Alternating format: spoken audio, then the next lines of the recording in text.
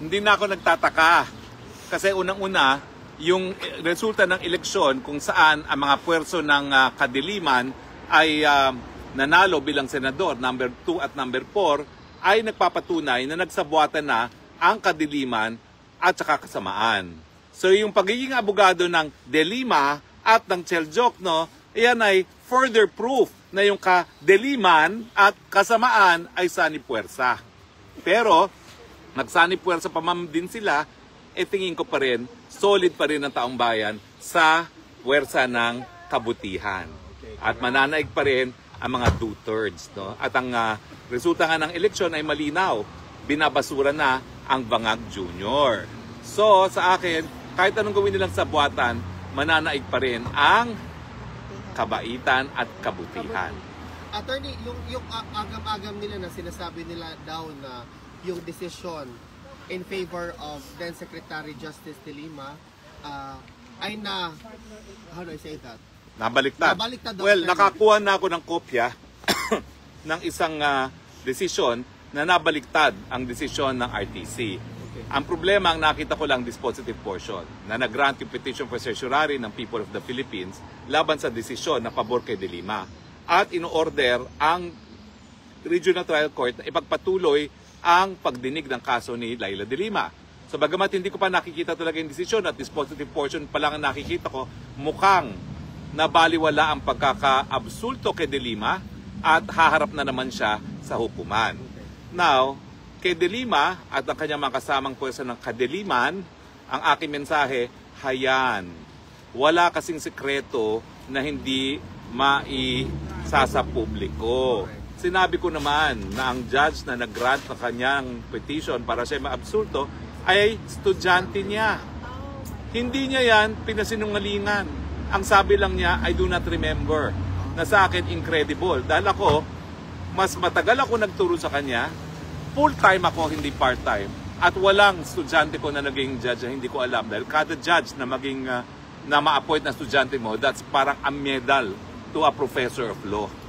Hindi ako naniniwala na hindi niya naalala yan. Alam niya yan at yung isang bagay na yan ay dapat ipinagbigay alam sa prosecution at sa madlang bayan. I was about to ask, sir, isn't that a conflict of interest? Hindi conflict of interest. Anong term yan, sir? Alam mo, I think na-deprive ng due process ang people of the Philippines nang hindi na-reveal ang relasyon. That's a ground for disqualification for a judge, yung special relation. No? Dahil matindi ang relasyon ng law professor at kanyang estudyante.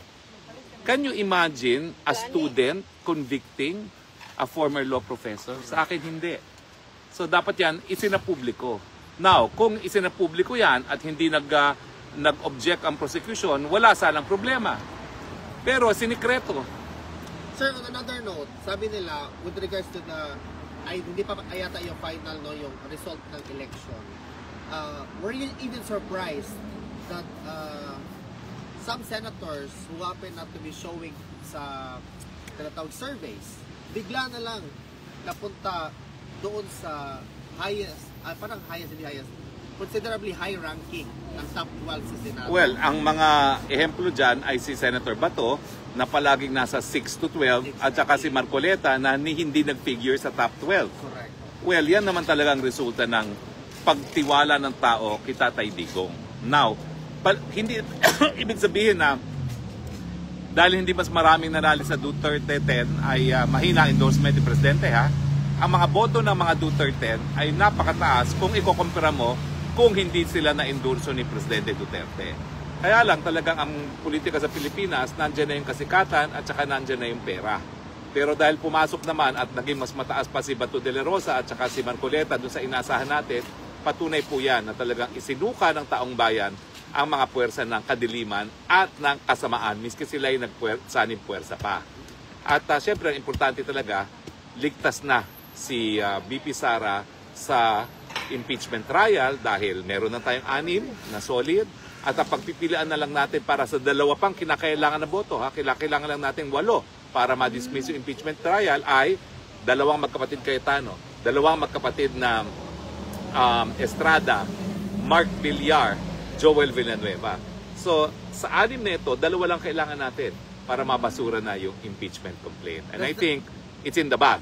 The VP will not only stay as Vice President, but if I had my way, at kung ang taong bayan talaga ay maghuhusga, baka sooner than 2028, magiging presidente si VP Sara.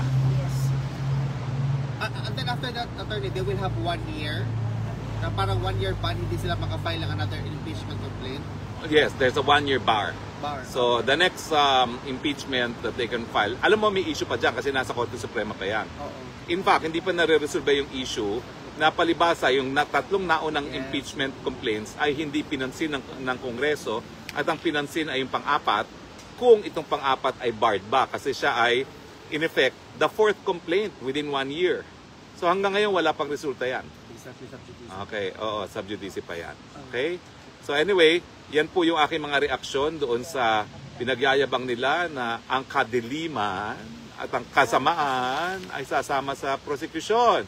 Mabuti po yan para mabasura sila malampaso at makita ng taong bayan kung ganong kawalang merito yung kaso laban kay VP Sara. Attorney, po na isa pang question. Yes, of course. Sabi nila na the biggest show of support talaga ay yung nangyari sa gubernatorial candidacy race sa Cebu. Kasi si now Governor Pam Maricuatro, which was proclaimed already, ano lang siya, silent lang siya. She doesn't have money, she doesn't have this, but she won the gubernatorial race. Nagpapasalamat po ako sa mga minamahal kong kababayan sa Cebu. Nagpapatuloy lang po yan ang mga Cebuano may prinsipyo, may paninindigan. Hindi nagpapadala sa kasikatan, hindi nagpapadala sa pera dahil limpak-limpak ang pera na ginastos ni Gwen Garcia dahil helicopter dito, helicopter doon dahil binibigay ng isang gambling lord ang kanyang transportation. No? And yet despite that, panalo pa rin si Pam na walang pera, walang track record, walang kasikatan. Nagpapatunay po yan na talagang kapag ang taong bayan ay nanindigan laban sa kasamaan, laban sa kayabangan, laban sa pagkalaki ng ulo, hindi magtatagal sa pwesto ang mga taong nagtaksil sa katapatan o sa trust ng taong bayan. So congratulations, Pam! Governor Pam! Attorney, ano yung masasabi mo sa mga detractors mo na pilit nilang sinasabi na yan, dapat lang ganyanin yan si attorney kasi ganito, ganyan, protector ka daw ng Pogo, ganito, at saka ngayon, na-bar daw nila yung application mo for asylum dito sa Netherlands, at mismong, sabi nga daw, attorney, ang DOJ daw, they will try to intervene with respect to your... Dear DOJ, please do that para lalong lumakas sa aking petisyon. At sa mga nagpapakalat na fake news pa more! Dahil mapakoy na deny na asylum, instant deportation na po yan dahil yan ang gusto mangyari ng Marcos. So, mag-ingat po sa mga fake news, lalo na dun sa mga nagpapapansin na mga taga-Netherlands na hindi walang pumapansin dahil ang lahat ng tao, si Alvin and Tourism lang ang pinapansin. Inggit ka lang kay Alvin and Tourism, kaya ikaw nagpapapansin. Dahil ikaw, walang pumapansin sa'yo, etsyepwera ka dito sa Netherlands. Yun lang ba, wala ka namang last statement or concluding statement? Ang mga kadiliman at kasamaan, hindi kayo mananaig. Thank you, Nandito attorney. na po ang liwanag. Thank you. Bye-bye! Huling pagdalaw ni Kong Pulong kay Tatay Digong. Ngayon po, kakagaling lang po sa loob ng detention facility ni Mr. Bong Duterte. Siya po ang bunsong kapatid ni Tatay Digong. So, Sir Bong, kamusta po si Tatay Digong? He is doing well. Medyo malungkot lang because he cannot kwan yung sa outside world talaga ano nangyayari. So I have to brief him about the election, the outcome ng election, both the local and the national. And very happy na I told him you got a very overwhelming vote as mayor of Davao again. So masaya sa. Ano po sinabi niya in particular? Doon sinabi niyong tambak ang kanyang panalo. Ako ang nagsalita sa kanya, sabi ko, grabe yung outcome, yung number of votes mo kaysa yung performance. At saka, pang Vice Mayor Basteren, including si Congressman Pulong, and yung anak niya, si Omar, also won the congressional seat, 2nd District. And of course, Congressman Ungab won sa 3rd District. Ano pong sinabi niya? Yung sinabi niyong overwhelming ang victory? Naka-smile. Nakasmile. Naka-smile. Ngayon, yung ano po, yung 5 na pumasok na inendorso natin para senador, ano po ang sabi niya? Medyo doon nakuhan siya kasi sa senator, sabi ko kasi may mga twist na natutuan, iba na nag-support sa kwan. Pero sabi ko, overall, do not worry because I think, naman, ang support din nila kay VP Sara. So, O yung pinasabi ko po sa kanya na safe na sa impeachment si VP Sara doon sa 6 na sigurado nating kakampi at 6 pa na pagpapipilian pa dahil ang kailangan na lang natin ay 2 para hindi na matanggal si VP Sara. yeah, well, I think para din sa ating, with the overall nangyari sa national swan, alos natanggal yung mga, alam mo na, yung sa Congress. Mga buwisit, So, mga Hawad Committee. So I think yung mga opposition ng iba, I think they will think about kung ano yung noon, it cannot go that way. So there's a big chance na ang support with Sara. Nasabi niyo ba ho na yung abante na nagpapanggap na anak ng Diyos ay natalo? Nasabi niyo sa kanya na natalo si Abante. Ano sabi niya? Ikinuto ko kay PRRD yan, sabi ko, lahat yung mga yung hinarap mo sa Quadcom, sabi ko walang lumusot. Sabi niya, ganun ba? Tawa siya ng tawa. So high spirit siya dahil doon sa resulta ng eleksyon. Oo. Ngayon, ano pong mga request niya kung meron man? Okay, ang sabi niya sa akin, paglapas ko daw. Again and again, would like to thank all those who supported him, moral support, all yung lahat na dito na, because I told him na merong mga tao sa park, nagkatuan ko. Sabi niya, ganun pa. Sabi niya, parang from the bottom of his heart, talagang papasalamat sa sabong nagsusuporta sa kanya, not only dito sa park, worldwide, pati sa Pilipinas. At ang sinabi lang niya, hindi niya makakalimutan ito. Parang utang na loob niya sa liga. Napansin ko po, hindi yung daladalang labada niya. Lalabad na ba siya on his own? Kinuhaan ko sabi ko sa guard na nagbabantay, sabi ko, I'm here to get his laundry. Pero parang sinabi mo lang, laundry. So, hindi na ako nag-insist. After all, ayaw mong maglaba no? Ganon. Pero, ayan, he's okay. High spirit ka. Sir, can we ask question as well? Yes, now, please, Sir, questions. Is Mayor Duterte aware na nananalo talaga yung dear friend niya na now Senator Attorney Rodante Marcoleta? Yes, I give him all the, because hindi na natin masabi na, kasi hindi pa ito official. But I told him na yung, the counting went, more or less ganito na, lumusot. So, in a way, masaya. Masaya talaga. Lalo na sa Davao na lahat ng kuwan niya lumusot. Walang kabila na. Tapos sir, ilang months mo nang hindi nakita si former president? Ako, Yes po. since pagpunta nila sa Hong Kong, Okay. Mga, kasi was suspected to from Hong Kong, yes, fly back to Hong Kong. okay. Sir, can you also ask what your feelings were nung nakita mo for the first time, si PRRD, ay Mayor Duterte? Mayor na talaga siya ngayon. Yes. Kuwan siya, I mean, he's a little bit detached kasi nga, as I said, wala siyang kuwan sa outside world. So, kailangan pag nanyan, whoever will be sinong susunod, we have to brief him ano nangyayari sa outside world. Kasi sinabi ko, pwede ka ba may cellphone? Sabi ko, pwede kita bilhin bawal. So, Talaga. wala, isolated siya.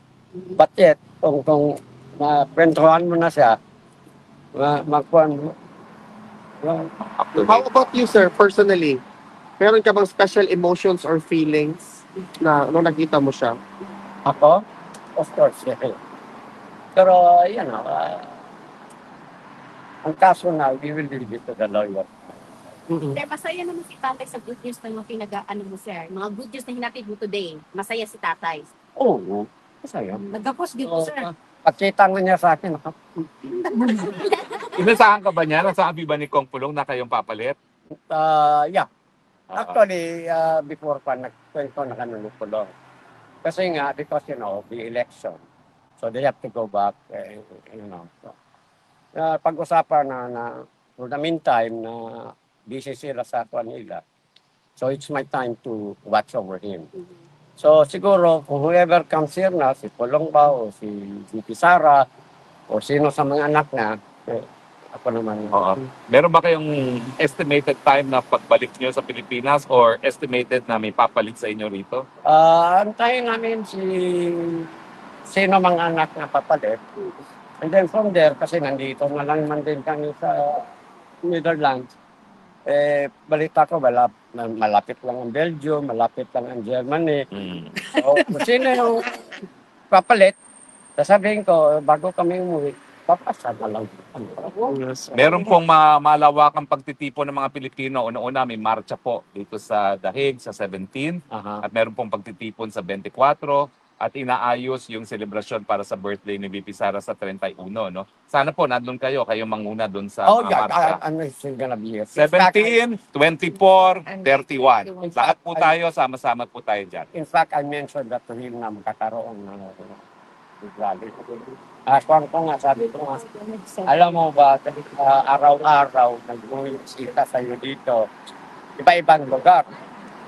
Doon talaga sa harapan, sabi ko na, guguluhan ng kuhan, kaya pinalipat kami. Tatawan. Sinabi nyo ni King San, walang nag-iwan sa kanya, palaging may tao rito. Yeah. Oo. And it's very grateful talaga pa. Yung health naman niya, sir, okay. Meron ba siyang special request na dati kasi pagkain, meron ba siyang binanggit na pagkain ngayon? Yeah, yun lang ang kinuha ko. Sabi ko, any food that you would like, or one. Pero na ako yung words is not living. Bawal. Bawal. Saka isa pa kanina, because yan, pagpasok ko, I have to divest all my, wala akong dala, cash. Nagkikwentuhan na kami. Sabi niya, may pera ka kay bilihan mo ako Coke. Ang Coke-Zero ni tatay. So, lang, tapang sa gwardiya to. Pagbalik ko, bayaran nga. Wala akong kasabi ko. So, nung nakausap kong gwardiya, sabi, paano yan? Ang mga pan dyan, wala silang cash. Kagaya nyo, si Juan, isang mag-request ng Coke, wala akong cash. Sabi niya, next time, can do niya credit card. So, anong request niya? Meron mga vending machines. Ako naman. Meron naman vending machine. Iwanan nyo na ng credit card, turuan nyo paano gamitin para makabili ka sa... Bawal din. Bawal din. Doon sa visiting area. Maraming restriction. Kailan po susunod yung bisita uli? I'll be back here Friday. So abangan po namin ang balita uli sa Same Friday. time. Pero meanwhile Kasi po, I cannot, hindi ako pwede mag-dicta kung kailan ako visit. Yeah. Sila Sa facility nila, policy nila. So, yun, twice a week ako pwede. So, Sir Bong, marami po kasi mga Pilipino nagtitipon-tipon dito sa Europe, nagpapakita ng suporta. So, kung hindi po pumapatak ng araw ng Tuesday and Friday na araw ng bisita nyo, pwede nyo rin sila puntahan, no? Pwede. Sama tayo. Kung ano yung supportan ninyo kang PRRD, of course, nandito din ako. Ay, salamat, sir. Well, May katanungan pa? our family, very grateful. May katanungan pa? Sir, magtawag dito, sir, sa, di ba, di na allowed to call ang pamilya ni tatay, di na? Before, allowed man. Video call? Video call? I don't know. Probably Si DP lang. ang arrangement niyan with the lawyer. Si DP Pero kami wala talaga. Okay. Palakad nga ako doon, pati jacket. Nanginginig ko. Pangit. Sir, okay na yung biyahe, sir, ha? Kararating niyo lang po eh. Kanina lang. Opo, okay lang po kayo, walang jet lag. Wala pa. Wala pa. By the way, sir, Mamaya pa yan. Netherlands. Mamaya. Mamayang gas. Welcome po sa mag-weather. Mainit to, pero malamig pa rin. Any more questions? Salamat. Okay, thank you po. On Friday muli. Okay. Yeah. We'll be here Friday. Same time. So sa 17 po 17, 24, and 31. Okay. Thank you po. Mention ko sa kanya. Video? A picture. Oh, sa mga gustong magpa-picture. Magpapa-picture muna po. Group picture tayo lahat muna. Group picture. Group picture. Group picture ka. May bagong dating. Bagong dating po. Group picture. Naka-live ako. Ano yung cellphone? Ay, wow. Comment down below. Comment down below. Sama na kayo. Sama na kayo para marami tayo. Ano yung pictures ako? Sa mga kaibigan kasama po natin yung kapatid ni former President Rodrigo Roa Duterte, Siya dito. si Sir Bong. Gusto mo na, Ben? Oh, digong.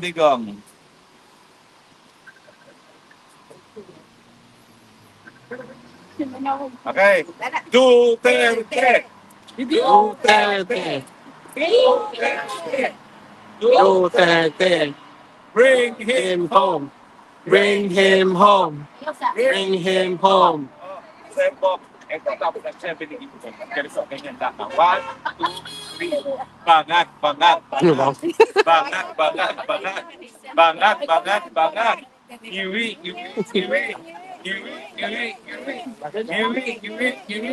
Button.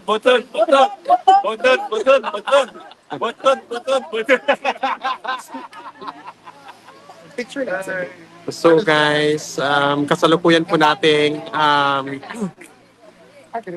binibideo yung ito.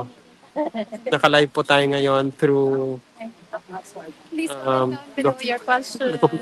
kay ano to kay Kiss na I kiss. Ito ni. attorney to. Hindi tayo pwede mag-ano dito. So, hindi ko po alam kung kailan ko to i-end live.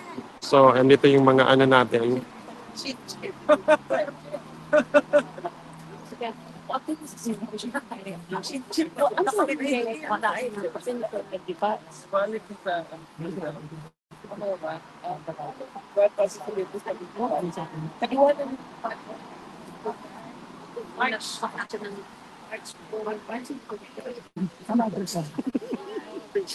Signal ko sa hard. Wala na ko kakuan po. Opo ko ka-uptick kung kuan mo ba. Naka-mute. Wala na ka-mute. Wala naman na yan. Nakakuha na yung bowling ka. Ay, hindi na mag-istorya.